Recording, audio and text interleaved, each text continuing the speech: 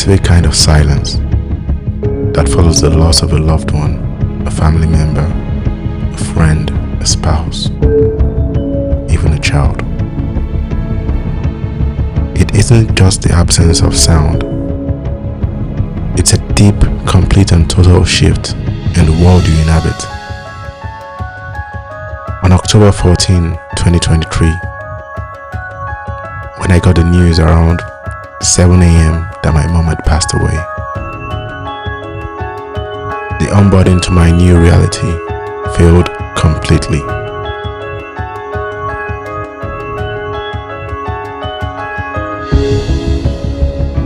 For over 3 decades, I've watched pixels evolve into poetry.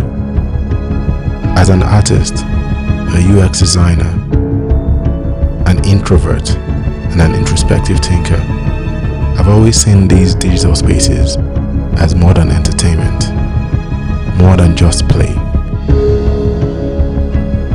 They are the scaffolding for so much of our resilience. At least they've been the scaffolding for so much of my resilience. In my journey as a migrant, thriving down under, I found that the most effective, the most impactful, the deepest eulogies weren't the ones I wrote, and I tend to write a lot, but the ones I played, the ones I felt I experienced. Today, together, we explore the law of grief. Not through the textbook, not through simple words, but through the lens that we all understand. Through the lens of a thinking gamer, through the lens of an emotional gamer, through the lens of a cerebral gamer, through the lens of you and through the lens of me.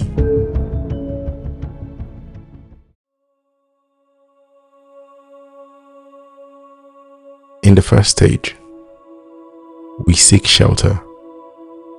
We deny the weight of the world by looking for a distraction. I remember playing Spider-Man 2 just around the time my mom passed away. I played so much of that game just to distract myself because I was in complete and total denial. It was just a game. It was my favorite superhero, right? Most of our favorite superheroes, funny enough. But something struck out to me. I had played Spider-Man 1 and something struck out to me in the side missions. But at the time I was playing Spider-Man 2, it had a much deeper impact. I played Howard's mission in Spider-Man 2 just a mere days after my mom had passed. In a game defined by kinetic energy, by acrobatic moves, by gadgets, and by so much pace and adrenaline, this mission forces a pause. It was incredible. It was timely. As a designer, I recognized this as intentional friction, and I was happy for it, but I didn't know where that journey was going to take me at the time. The game stops you from being a superhero for just a moment, so you can recognize this as what it means to be human. Sitting on that bench with Howard, watching the birds, it was so calming. It was a way of denying the chaos that was going on in my own life, just as the chaos that was going on in the world of Spider-Man 2 at that time. For those of you that have played the game up to the point where you get to that mission, you know what I'm talking about. It was a calm, not before a storm, but a calm during a storm. And for the about 10 to, I think about 18 minutes it took me to play that mission and guide those birds to where they needed to go to, my goodness, such a deep impact it had on me. The only reality that mattered when I got back to Howard and I saw the outcome, the only reality that mattered was the one where a friend needed me to sit down and listen. It was a safe space where I could pretend that my own world hasn't just broken as I try to save the world of someone else. But the end of that mission, the climax of that mission, it brought me to tears. After I escorted the pigeons with the music that was playing and I got back to Howard and I saw what had happened, I put the controller down and I cried. I was still in denial, but I cried. When denial fails, the anger arrives. It's a murderous nature. One I felt in my own grief. In The Last of Us Part 2, controversial game for some, masterpiece for me. But it's fine. So in The Last of Us Part 2, Joel's brutal death triggered a rage in Ellie that many of us recognize.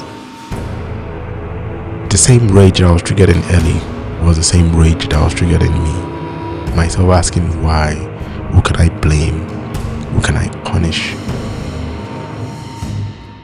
We see a different version as well in God of War. Kratos isn't just angry at the world. He's angry at the burden of the legacy he must now carry all alone.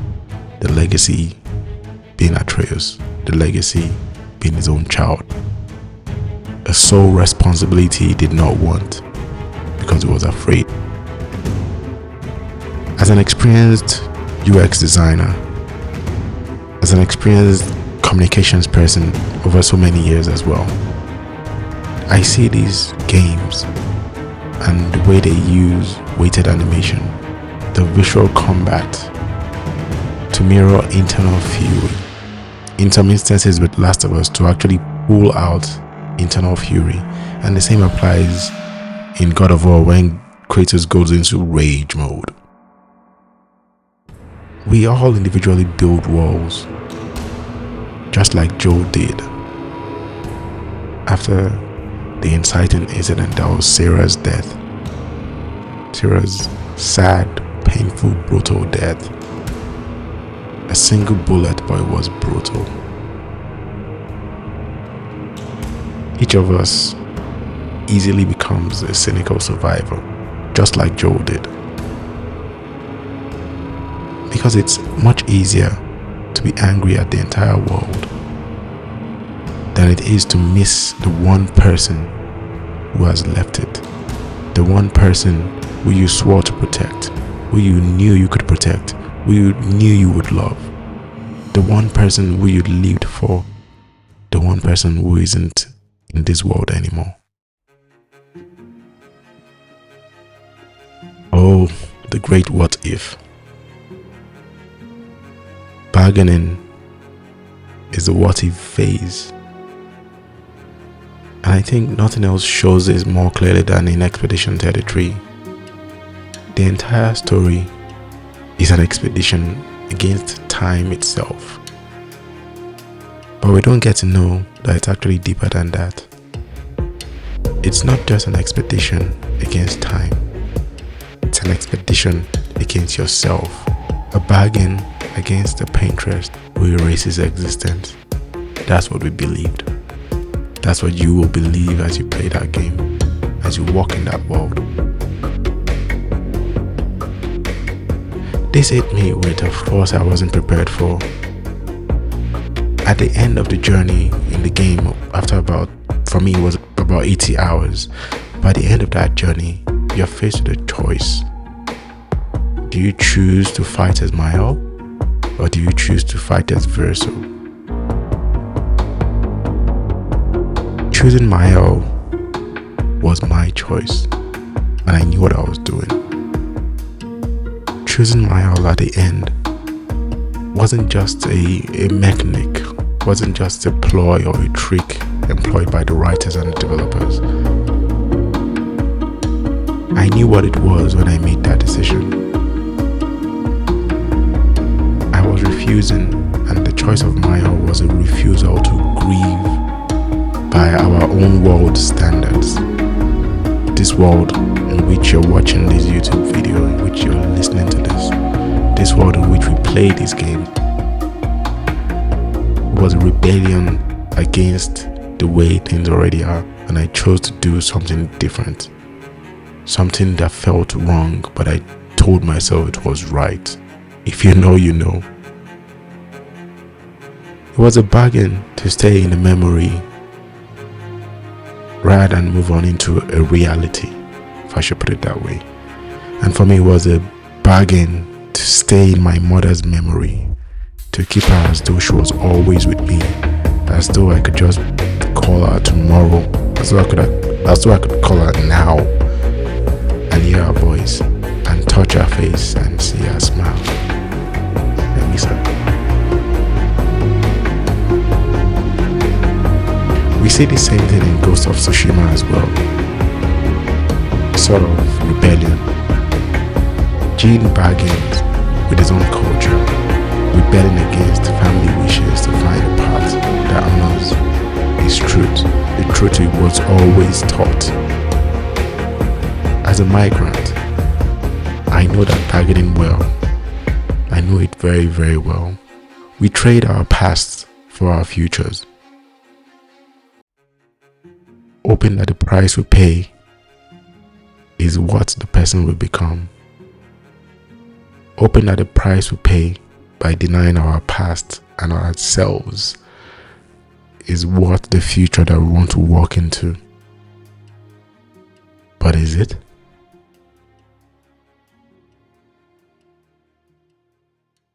Depression. The stage where the law becomes heavy, where the weight of the world is like the world on Atlas's shoulders. It's the long stretches of silence and weird calmness in Death Stranding, or perhaps even the realization at the end of The Last of Us Part 1 that the world won't be saved in the way we had hoped and expected. A subtle subversion of expectation, but one that works. Depression. For those of you who are cerebral gamers like me, for those of you who are intentional, deep, emotive gamers like me, this is where we analyze the flow, or perhaps the lack thereof. This is when we allow grief to actually come into our souls. Grief slows everything down, paralyzes you. This is part of why I'm a patient gamer. I mean, buying a game from 2018, Assassin's Creed Origins wasn't the only one. I will tell you, I've committed that sin multiple times. Some people listening to this video right now do not realize that even though I bought Stellar Blade day one like the rest of them did, I only played the intro and played the first chapter. I haven't come back to it. I bought Horizon Zero Dawn as well in 2018. I didn't really start playing it until COVID. Crazy as well. But it's fine. I played them later because I finally found, or I'm ready for the emotional capacity. I found that capacity to hold them, to walk in those worlds with a bit of more confidence. After denying myself the privilege and the opportunity to experience those worlds. You see, in this stage of depression, in this stage of final brokenness, we aren't looking for a win. We're just trying to understand what has gone on in the world. And with the game to play, we are looking for a world that understands that sometimes the only thing you can do is just keep walking. Just walk through the grey. Just go in silence. Just be by yourself. Death Stranding did that a lot. Jusant as well. Great games. Great games. Society tells us to get over it, generally. Not just about grief, but generally, society tells us to get over it. But acceptance isn't getting over it. It's the realization that the loss is now part of your own personal law. It's the scaffolding and the support of your resilience. As I look toward Ghost of Yote, I see the evolution of the ghost. I may not 100% agree with it, but I see the evolution. The understanding that we can honor our heritage without being prisoners to it, without being locked down by our past, by our culture, by what we were taught. So many ways to grieve. Acceptance is critical. So my mom, I probably bring her up a lot. Never really supported me playing games, funny enough, but it's still important to me. Most of you share similar stories of your parents not fully supporting you doing what you're doing, but just giving in. My mom passed away 3 years ago, but the conversation I started with her through these stories, through these short journals, continues every time I pick up the controller. Funny now that every time I pick up a controller, I realize that I smile subconsciously, thinking about my mom. Like, what would she say if she saw me still playing games at the age of 45? Insane. Being a cerebral gamer means knowing that every character arc is a mirror for you. Especially in action RPGs and RPGs more specifically, they are a mirror for you. We are not the same people that we were 5, 10, 15 years ago. We change. And that's okay. We are a different kind of person now. Dare I say, we are a different kind of hero now. One that values law over just loot, and meaning over hype or FOMO. I'm Hero Down Under. Thank you for following me through this path and sticking with me as we see where this goes. If a game has helped you process your own transition, your own pain, your own anger, your own sorrow, please tell me your story in the comments. Let's make this a space for more than just gaming, even though it's all about gaming. Catch you on the next episode.